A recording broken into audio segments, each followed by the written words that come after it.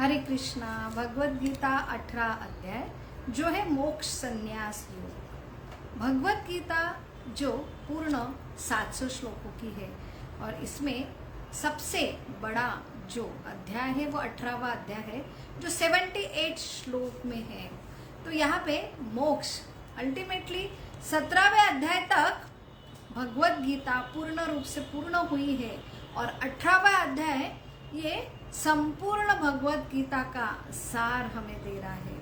प्रथम 6 अध्याय जो संबंध बताता है कि हमारा जो ओरिजिनल स्वरूप क्या है, हम आत्मा है, हम शाश्वत आत्मा हो, हमारा शरीर और आत्मा में क्या भेद है, हमने यहाँ क्या कर्म करना चाहिए, कर्म के क्या क्या सिद्धांत है, इसकी वजह से हम गलत कर्म करते तो कैसे फंस जाते हैं और फिर इस कर्म से ऊपर उठने के लिए अलग अलग योगा पद्धति का विवरण आता है। और 6वें जो अध्याय में अंत में जो योगिनाम सर्वम अपि सबसे सर्वश्रेष्ठ योग जो है कि ऐसा योग जो समस्त हमारे बंधन का, मुक्ति का, दुखों का जो कारण है उसका मुक्ति दिलाना, अर्थात जो परम परमेश्वर पिता है उनसे हमारा प्रेममय संबंध स्थापन करना, अर्थात भक्ति योग जो सर्वश्रेष्ठ योग है। यहाँ पे बताते हुए बीच के 6 अध्याय भगवत गीता के कैसे ये भक्ति योग जो अभी परिभाषा दी उसका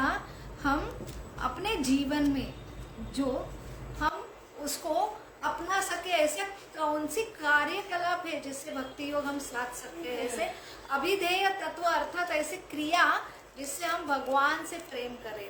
और अंतिम के 6 अध्याय जो बताते हैं कि अल्टीमेटली ध्येय है कि हम प्रेममय संबंध स्थापित करके जो सबसे निकृष्ट जो हमने चॉइस किया था और उससे अटैच थे ऐसे सारे भौतिक इच्छा, तो ये जो निकृष्ट है उसका त्याग करना, तभी हम जो है ऊंचे के लिए हमारी गति जैसे अर्थात मोक्ष अर्थात हमारा जो प्रेममय संबंध का जो सबसे बड़ा प्रयोजन जो हम भगवत धाम लौट सके। तो ये अंतिम जो अध्याय का मोक्ष संन्यास योग यही दर्शाता है कि अल्टीमेटली ध्येय है मोक्ष। तो लोग बहुत ही डरते हैं मोक्ष की परिभाषा, संन्यास की परिभाषा, लेकिन ये सही अर्थ से अगर हम गुरु शिष्य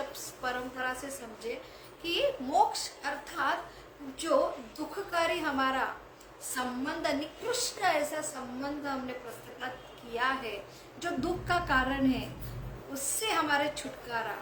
और कब होगा जब हमको उत्कृष्ट ऐसा आनंद जो शाश्वत हमारा खुद का आनंद है उसे प्राप्त होने पर निकृष्ट ऐसा संबंध जो अपने आप हम त्यागते हैं, इसे ही मोक्ष की परिभाषा कहलाते हैं।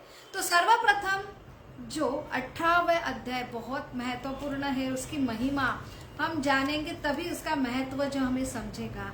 तो यहाँ पे शंकर और पार्वती इनका संवाद जो आ रहा है पद्म पुराण में कि पार्वती अभी शिव जी से कहते हैं, पति परमेश्वर आपने 17वां अध्याय का महात्म्य मुझे सुनाया, अभी मुझे 18वां अध्याय जो भगवत गीता है, श्रीमद् भगवत गीता का आप सुनाओ।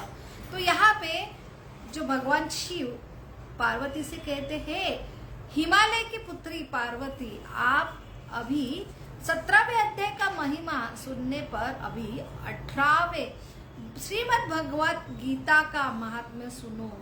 ये सबसे वेदों में पूजनीय है, सर्वश्रेष्ठ है ये महिमा। ये ऐसी महिमा है कि जिसे कानों में प्रवेश करते ही हमारे भौतिक सारे इच्छा से हम मुक्त होते हैं। ये इतनी उसका महिमा गहन है कि सर्वश्रेष्ठ देवता, सर्वश्रेष्ठ ऐसे महान तपस्वी जो चतुष्कुमार सनत सनातन सनंदन, ये उनके हृदय में जो सात्वन दिलाती है, ये ऐसी महिमा है कि जिसके सुनने पर जो यमराज के दर्शन नहीं होते, ये ये विष्णु का जीवन है, ये जो सबसे सर्वश्रेष्ठ आनंद देने वाला ये महिमा है, आप इसे सुनो। तो यहाँ पे भगवान शिव अभी आरंभ कर रहे इतना गुणगान 18वें अध्याय की सिर्फ महिमा सुनने का, वो कहकर पार्वती जी कहते हैं कि मेरू पर्वत के ऊंचाई पे तट पर अमरावती जो नगर है, अमरावती अर्थात स्वर्ग, जो विश्वकर्मा ने जो बनाया है, ऐसे जो स्वर्गीय ये नगरी में जो राजा इंद्र अपने पत्नी सची के साथ अभी ये बहुत ही जो आनंद, जो राज्य स्वर्ग का राज्य का उपभोग भोग रहे हैं, ऐसे ही एक दिन ये इंद्र जो स्वर्ग के राजा है अभी आराम कर रहे हैं, तभी वहां पे एक सुंदर युवक का प्रवेश हुआ। ये सुंदर युवक वहां पे ये विष्णु के सेवक उसकी सेवा कर रहे थे, और इतना सुंदर युवक देखते बराबर ही जो इंद्र, इनकी दशा ये हुई कि वो सिंहासन से नीचे भूमि पर गिर गए, और देखते देखते जहाँ जो देव देवता जो ऐसे इंद्र के सेवा में लगे थे, वो तुरंत ही ऐसा जो इंद्र गिरा है नीचे, उनका जो मुकुट है वो राजा का मुकुट तुरंत निकाल के ऐसे ये सुंदर युवक को सिंहासन पे बिठाते हैं और इंद्र का मुकुट पहनाते हैं और उसे इंद्र के रूप में जय घोष करते हैं। सारे देव देवता तुरंत ऐसे नए इंद्र की पूजा आरती और गुणगान गाने लगते हैं। वहाँ महान ऋषियों का आगमन होता है, वो जो मंत्र से वहाँ पे उच्चारण से जो वहाँ पे इंद्र की स्तुतियाँ गाते हैं। तो ये इतना सुंदर जो आश्चर्यचकित घटना हो रही है, तो ये देखकर यहाँ पे अप्सरा और गंधर्वी भी अपने नए इंद्र राजा के लिए यहाँ पे उन्होंने नृत्य गान आरंभ किया है। ये सारा देखकर ये इंद्र जो हैरान हो गए कि ऐसा कैसा हो गया, ये ऐसा सुंदर युवक कौन है जिसने मेरी तुरंत जगह ली और इंद्र का जो पद हासिल किया। ऐसे बहुत हैरान हुए ये जो इंद्र अभी गए, जो ऐसे क्षीर सागर में पौड़े हुए विष्णु भगवान के पास, वहां पे वो सादर नमस्कार करते हैं और भगवान से पूछते हैं, भगवान ये ऐसी अचानक घटना कैसे हुई? ये युवक इसने कुछ भी ऐसा जो कार्य नहीं किया, ना कुएं बांधे, ना कुंड बनवाया, ना अकाल में किसी को दान दिया, ना तीर्थ स्थान जाके ऐसा अग्नि यज्ञ किया, ये सब कुछ भी ना करते हुए इसे इंद्र का पद कैसा हासिल हुआ? मैंने तो इतने सारे ये सारे दान धर्म जो सब कुछ किए हैं, तीर्थ स्थान सारे इतने सारे यज्ञ दान मैंने किया है, फिर भी मेरा जो पद निष्कासित होकर ये नया इंद्र, ये युवक कैसे ये पद पे स्थापित हुआ है?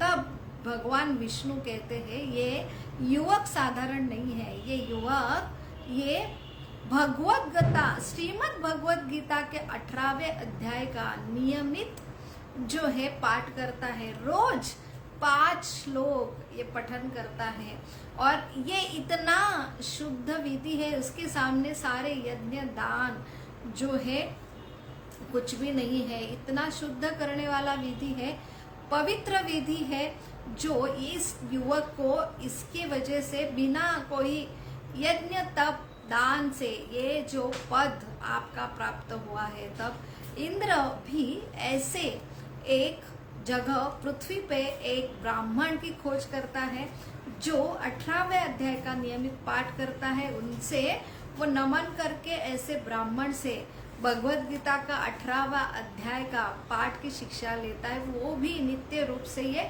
भगवत गीता 18वां अध्याय का पाठ करना आरंभ करता है। तो इतना महत्वपूर्ण है भगवत गीता का 18वां अध्याय। तो भगवत गीता के 18वें अध्याय में जो हम डरते मोक्ष संन्यास योग, तो हमें भगवत गीता का जो कि हम शरीर ने आत्मा है, बहुत इससे हमारे दुख की मुक्ति होती है और हमें कैसे कर्म करना चाहिए, जैसे हम इस जीवन में आनंद रहे, कैसे मैनेजमेंट के टिप्स मिलते हैं। तो ये सारा हम बहुत ही जल्दी एक्सेप्ट कर लेते हैं, जीवन में उतरते हैं और आनंदी होते हैं। लेकिन जैसे मोक्ष का नाम सुनते, संन्यास का नाम सुनते, तो हमारे जो हृदय में जो हम इससे बहुत डरते हैं।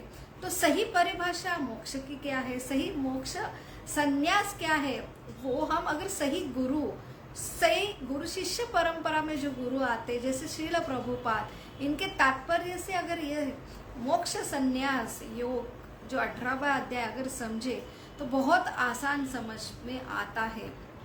तो इस जो अध्याय 78 श्लोक का है, जहाँ पे जो सर्वश्रेष्ठ, जैसे कि ये भौतिक जीवन है, ये नश्वर है, ये दुखाल है, इसकी परिभाषा हमें समझती तो क्योंकि हम बिना नॉलेज के कर्म करने के लिए बाध्य होते हैं।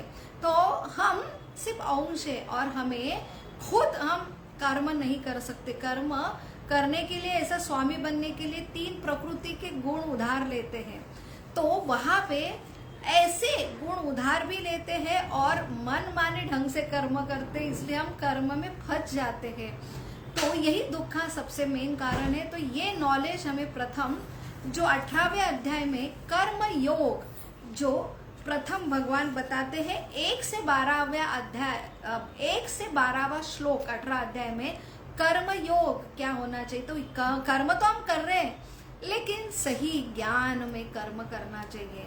तो वो कर्म जो योग सिद्ध करता है, ऐसे कर्म योग मनुष्य ने कैसे करना चाहिए, इसकी परिभाषा प्रथम 12 श्लोक में आती है। 12वें श्लोक, 13वें श्लोक से 17 श्लोक में जो कर्म योग अर्थात कर्म किससे स्थापित होता है, तो वो जो 5 मुख्य कारण है जिससे जीव कर्म करता है, उसकी परिभाषा भगवान देते हैं। फिर 18वें श्लोक से 40वें श्लोक तक जो आइडियल, जैसे अभी तक यज्ञ कैसा होना चाहिए, दान कैसा होना चाहिए, तप कैसा होना चाहिए, ये इन्फॉर्मेशन अब तक मिलती है। अभी भगवान वही कि कर्ता कैसे होना चाहिए, कर्म कैसे होना चाहिए, जो आइडियल, जो ज्ञान अर्थात आइडियल ज्ञान कैसे होना चाहिए, आइडियल धृति डिटर्मिनेशन किसे कहते हैं वो, क्योंकि हम सब ज्ञान अर्जित कर रहे, कर्म कर रहे, हम सब करता है, लेकिन आइडियल क्या होना चाहिए, जिन्होंने सृष्टि तैयार की है उनकी परिभाषा से हम यहाँ पे 18वें श्लोक से 40वें श्लोक में भगवान इसका ज्ञान देते हैं। फिर 41 to 48 श्लोक में जो कर्म योग का अल्टीमेटली ध्येय कृष्ण को अर्पण करना। तो ऐसे कर्म, जो हम कर्म के नियम अल्टीमेटली कैसा करना चाहिए, ये समझ के ये कर्म जो है अर्पण करना चाहिए, जो मेन कर्म के अधिकारी है ऐसे भगवान कृष्ण को। फिर 49 से 55 श्लोक से कर्म योग से भक्ति योग कैसा हम ट्रांसफर करें, और अल्टीमेटली जो 55 से 78 श्लोक में जो भगवान बताते हैं कि भक्ति योग, जो अल्टीमेटली पूरे भगवत गीता एक ही संदेश देता है कि भक्ति योग अर्थात हमारे जो रियल स्वामी हैं उनसे हमारा प्रेममय संबंध स्थापित करना, ये सारा यही प्रयोजन उद्देश्य भगवत गीता हमें समझाती है। तो अभी हम आज श्लोक क्रमांक 1 से श्लोक क्रमांक 9 में क्या भगवान बता रहे ये समझेंगे। तो प्रथम श्लोक में ही अर्जुन पूछता है कि आपने सब नॉलेज दे दिया है, बस एक और मुझे डाउट है, तो आप जो है केशी नाम के असुर का जो संहार करते हैं, तो ये डाउट रूपी केशी है ना, उसका उद्धार करने वाले तुम ही मुझे ये सारे डाउट क्लियर करो। अभी तक आपने सारे कर्म कैसा करना चाहिए, आपने दान तप कैसा करना चाहिए वो बताया, लेकिन ये जो त्याग है ना, तो त्याग किसको त्याग कहेंगे, कैसा त्याग आइडियल त्याग होगा, और ये त्याग में और मोक्ष में क्या फर्क है, ये आप बताओ हे ऋषिकेश। तो यहाँ पे ये प्रश्न पूछा है अर्जुन ने, अभी उत्तर देना प्रारंभ किया है कृष्ण ने, कि हमें समझता नहीं है कि कोई लोग ऐसा है कि विद्वान लोग जो त्याग अर्थात ये जो कर्म है वो बंधन का कार्य, तो सारे कर्म को त्याग करना ये समझते हैं। तो ये बुद्धिमानी कोई लोग हैं, कोई लोग जो है विद्वान है वो सिर्फ कर्म करेंगे लेकिन कर्म के फल को त्याग करेंगे, जिसे संन्यास बोलेंगे। तो ये त्याग और संन्यास की अलग अलग परिभाषा है। तो यहाँ पे जो भगवान अभी क्लैरिफिकेशन दे रही कि त्याग क्या होता है, मोक्ष क्या होता है, इसका डिफरेंस अभी समझो आप। तो आइडियली जो सकाम कर्म हम सब त्यागते उसे त्याग कहता है, लेकिन जो मोक्ष की परिभाषा की यज्ञ दान तप जो है वो ऐसा जो यज्ञ है, दान है, तप है, जो भगवान की संतुष्टि के लिए करना चाहिए, उसे कभी त्यागना नहीं चाहिए। तो ये आपको मोक्ष पद तक लेके जाएंगे, यही जो संन्यास की परिभाषा है। तो अभी मुझे मेरे 4 श्लोक में भगवान कहते हैं अर्जुन को, तुम मुझसे सुनो कि त्याग की सही परिभाषा क्या है। तो त्याग की परिभाषा की 3 प्रकार के त्याग अभी तक हमने देखा, 3 प्रकार के तप, 3 प्रकार के दान, 3 प्रकार के जो यज्ञ, जैसे रजोगणी, तमोगुणी और सत्वगुणी यज्ञ दान तप देखे, वैसे ही त्याग की भी परिभाषा आती है कि जो तमोगुणी त्याग है उसे कब कहेंगे, जो हम मोहवश हम मोहित होते हैं, जो तमस का जो लक्षण है कि वो सम्मोहित रहते हैं, नशे में रहते हैं। तो ऐसे सम्मोहित भ्रम्य अवस्था में जब हम कर्मों को त्याग करते हैं ना, तब उसे कहता है कि ये तामसिक त्याग है। तो बिना कुछ नॉलेज के हम अपना मन घड़न कि मुझे लगता है ये नहीं करना चाहिए, तो ये जो है तमोगुणी त्याग है। अभी रजोगुणी त्याग क्या है, तो रजोगुणी त्याग है ना, भगवान कहते हैं 7वें श्लोक में, 8वें श्लोक में कि जो त्याग है बहुत कष्टकारी ऐसा कर्म दिख रहा है, तो कष्ट नहीं चाहिए मुझे कुछ भी, मेरा केंद्र बिंदु स्वयं मैं हूँ, मुझे आनंद चाहिए, जो मुझे कष्ट दे ऐसे कर्म में त्यागता हो तो उसे रजोगुणी त्याग कहलाते हैं।